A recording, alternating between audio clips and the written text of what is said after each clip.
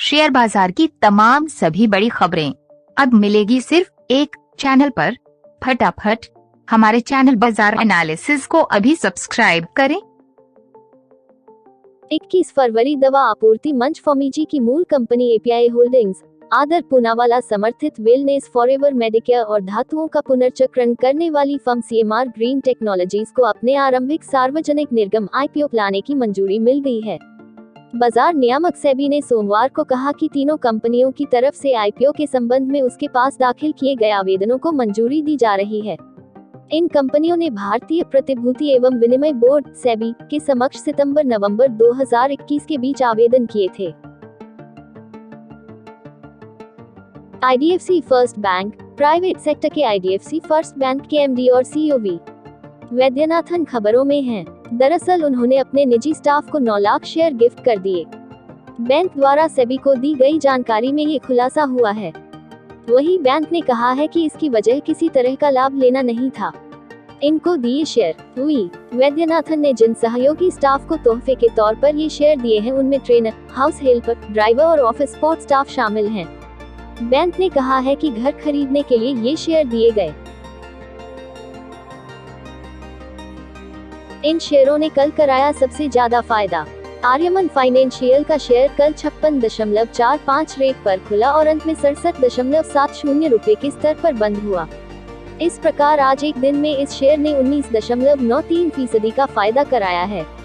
Trivikram industries का share कल 5.77 rate पर खुला और अंत में 6.92 रुपए के स्तर पर बंद हुआ। इस प्रकार एक दिन में इस शेयर ने 19.93% का फायदा कराया है। सालासर टेक्नो इंजीनियरिंग का शेयर कल 217.30 रेट पर खुला और अंत में 255.15 रुपए के स्तर पर बंद हुआ। इस प्रकार कल एक दिन में इस शेयर ने 17.42% का फायदा कराया है। फिनकुर फाइनेंशियल का शेयर कल 50.30 रेट पर खुला और अंत में 57.90 रुपए के स्तर पर बंद हुआ। इस प्रकार कल एक दिन में इस शेयर ने 15.11% का फायदा कराया है। जेट इंफ्रा वेंचर का शेयर कल 70.05 रेट पर खुला और अंत में 80.00 रुपए के स्तर पर बंद हुआ। इस प्रकार कल एक दिन में इस शेयर ने 14.20% का फायदा कराया है।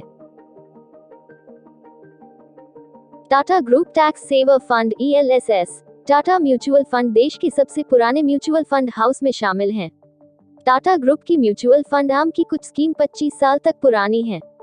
यह म्यूचुअल फंड भी तकरीबन हर कैटेगरी में निवेश का विकल्प देता है, चाहे वह लार्ज कैप हो या मिड कैप, मल्टी कैप हो या ELSS। अभी 31 मार्च नजदीक आ रहा है तो एक बार फिर लोगों का जोर टैक्स सेविंग स्कीम पर है। ऐसे में ELSS यानी इक्विटी लिंक्ड सेविंग स्कीम आपके लिए बेहतर विकल्प हो सकते हैं। बीते 20 साल की बात करें तो Tata India tax savings fund ने टाटा म्यूचुअल फंड की टॉप रिटर्न देने वाली स्कीम में जगह बनाई है। इस फंड ने 20 साल में निवेशकों को 33 गुना रिटर्न दिया है। इसमें एकमुश्त निवेश और सिस्टमेटिक इन्वेस्टमेंट प्लान यानी सीप करने वाले इस दौरान दौलतमंद बन गए। दिग्गज इन्वेस्टर राकेश झुनझुनवाला के पोर्टफोलियो में शामिल फेडरल बैंक के शेयरों में आज करीब 4% उछाल आई। बैंक की company Fed bank financial services limited यानी फेडफिना ने आईपीओ के लिए मार्केट रेगुलेटर सेबी के पास मसौदा दस्तावेज जमा करा दिए हैं। फेडरल बैंक का शेयर कल कारोबार के दौरान 3.98% की तेजी के साथ 101.8 रुपए पर पहुंच गए। लगातार 3 दिन गिरने के बाद इस शेयर में तेजी आई है। यह अपने 5 दिन, 20 दिन, 50 दिन, 100 दिन और 200 दिन के मूविंग एवरेज से ऊपर ट्रेड कर रहा है। पिछले एक साल में इस शेयर में 21.7% तेजी आई है और यह साल अब तक 22.29% चढ़ चुका है। पेटीएम 197 कम्युनिकेशंस के शेयर में गिरावट का सिलसिला नहीं थम रहा है। आज कंपनी का शेयर अपने नए रिकॉर्ड लो 816 रुपए के भाव पर पहुंच गया है। शुक्रवार को शेयर 833 रुपए पर बंद हुआ था। यह शेयर इश्यू प्राइस से 62% और लिस्टिंग प्राइस से भी 47% डिस्काउंट पर ट्रेड कर रहा है। हालांकि ब्रोकरेज हाउस ICICI सिक्योरिटीज ने शेयर को पहली बार कवर करते हुए इसमें खरीदारी की सलाह दी है। ब्रोकरेज को उम्मीद है कि शेयर में 65% से ज्यादा अपसाइड मूवमेंट की गुंजाइश दिख रही है। Archean chemical industries IPO। Speciality marine chemical manufacturer Archean chemical industries अपना IPO लाने जा रही है। कंपनी ने इसके लिए मार्केट रेगुलेटर सेबी के पास ड्राफ्ट पेपर दाखिल कर दिया है। कंपनी इस IPO के जरिए 2200 करोड़ रुपए जुटाना चाहती है। इस IPO के तहत 1000 करोड़ रुपए के फ्रेश शेयर जारी किए जाएंगे। वहीं प्रमोटरों और निवेशकों द्वारा 1.9 करोड़ शेयरों की बिक्री ऑफर फॉर सेल OFS के तहत की जाएगी। रेड हेरिंग प्रोस्पेक्टस DRHP के अनुसार ऑफर फॉर सेल में इंडिया रिसर्जेंस फंड और पिरामल समूह व बैन कैपिटल के बीच एक जॉइंट वेंचर द्वारा शेयरों की बिक्री शामिल है। मोतीलाल ओसवाल ने अपने टॉप रिसर्च आइडिया में टाटा कंज्यूमर प्रोडक्ट्स लिमिटेड पर दांव लगाया है। ब्रोकरेज ने 910 रुपए के टारगेट प्राइस के साथ बाय रेटिंग दी है। साथ ही टाइम फ्रेम 1 साल से ज्यादा का रखा है। 18 फरवरी 2022 को टाटा कंज्यूमर प्रोडक्ट्स लिमिटेड का शेयर भाव 717 रुपए रहा। इस तरह कट प्राइस से आगे निवेशकों को प्रति शेयर करीब 27% का रिटर्न मिल सकता है। बीते 1 साल की बात करें तो इस शेयर में अभी करीब 15% की तेजी है। टाटा ग्रुप का यह शेयर मल्टीबैगर साबित हुआ है। पिछले 5 साल का रिटर्न चार्ट देखें तो यह 392% से ज्यादा का मुनाफा निवेशकों को करा चुका है। Stock to buy. हफ्ते के पहले दिन शेयर बाजार में बिकवाली हावी है। निफ्टी इंडेक्स की 50 कंपनियों में से 46 कंपनियों के शेयर लाल निशान के साथ कारोबार कर रहे हैं। बाजार में भारी बिकवाली के बीच अगर निवेशक खरीदारी के लिए कमाई के अच्छे मौके ढूंढ रहे हैं तो मार्केट एक्सपर्ट संदीप जैन की राय पर पैसा लगा सकते हैं। एक्सपर्ट संदीप जैन ने आज ऐसे शेयर में खरीदारी की सलाह दी है जिसमें दिग्गज निवेशक डोली खन्ना ने भी हिस्सेदारी खरीदी हुई है। अगर आप भी शेयर बाजार में पैसा लगाकर दमदार कमाई और मोटा मुनाफा कमाना चाहते हैं तो एक्सपर्ट के नजरिए से कैश मार्केट के इस शेयर में पैसा लगा सकते हैं।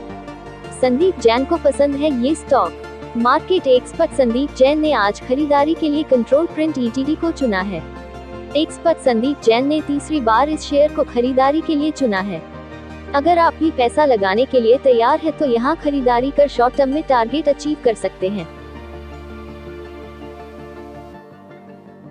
इंडिगो की पेरेंट कंपनी इंटरग्लोब एविएशन के शेयर का भाव 3.5% फिसलकर 2044.25 रुपए हो गया।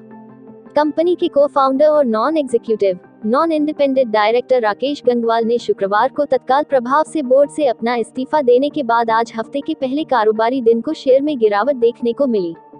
बोर्ड को लिखे पत्र में राकेश गंगवाल ने कहा कि वे अगले 5 से अधिक वर्षों में धीरे धीरे इंटरग्लोब में हिस्सेदारी कम करेंगे। सरकार ने IDBI बैंक में हिस्सेदारी बेचने की तैयारियां शुरू कर दी हैं। 18 की एक रिपोर्ट के मुताबिक सरकार इस साल अप्रैल तक IDBI बैंक में अपनी हिस्सेदारी बेचने के लिए आवेदन एक्सप्रेशंस ऑफ इंटरेस्ट मंगा सकती है। IDBI बैंक में हिस्सेदारी बेचने की प्रक्रिया की जांच रिजर्व बैंक कर चुका है। अब IDBI बैंक में हिस्सेदारी बेचने का काम अगले 9 महीनों में पूरा हो सकता है। ग्लोबल मार्केट पर रूस यूक्रेन संकट का साया बरकरार है। एशिया की कमजोर शुरुआत हुई है। SGX निफ्टी 140 पॉइंट नीचे नजर आ रहा है। अमेरिकी बाजार शुक्रवार को गिरावट के साथ बंद हुए थे। डाउ 232 अंक फिसला था। प्रेसिडेंट्स डे के मौके पर आज मार्केट बंद रहेंगे। वहीं दूसरी तरफ पुतिन यूक्रेन के साथ नए दौर की वार्ता के लिए सहमति बनी है। डोनबास में बढ़ती हिंसा का असर देखने को मिल रहा है। अमेरिका का मानना है कि बेलारूस के साथ रूस सैन्य अभ्यास बढ़ाएगा। रूस कीव के साथ ही कई शहरों पर हमला कर सकता है। इस बीच आज एशियाई बाजारों में मिलाजुला कारोबार देखने को मिल रहा है। SGX निफ्टी 96.00 अंक की गिरावट दिखा रहा है। वहीं निक्की करीब 0.72% की गिरावट के साथ 26,926.01 के आसपास दिख रहा है। वहीं स्ट्रेट टाइम्स में 0.01% की मामूली बढ़त दिखा रहा है। ताइवान का बाजार 0.19% गिरकर 18,197.71 के स्तर पर कारोबार कर रहा है, जबकि हैंगसेंग 0.43% की टूटकर के साथ 24,222.96 के स्तर पर नजर आ रहा है। वहीं कोस्पी में 0.31% की गिरावट के साथ कारोबार हो रहा है। वहीं शंघाई कंपोजिट 0.36% की गिरावट के साथ 3478.12 के स्तर पर दिख रहा है। Thanks for watching. Share market से जुड़ी ताज़ा जानकारी और डेली मार्केट एनालिसिस के लिए हमारे चैनल बाजार एनालिसिस के सब्सक्राइब बटन और बेल आइकॉन को दबाना ना भूलें। धन्यवाद।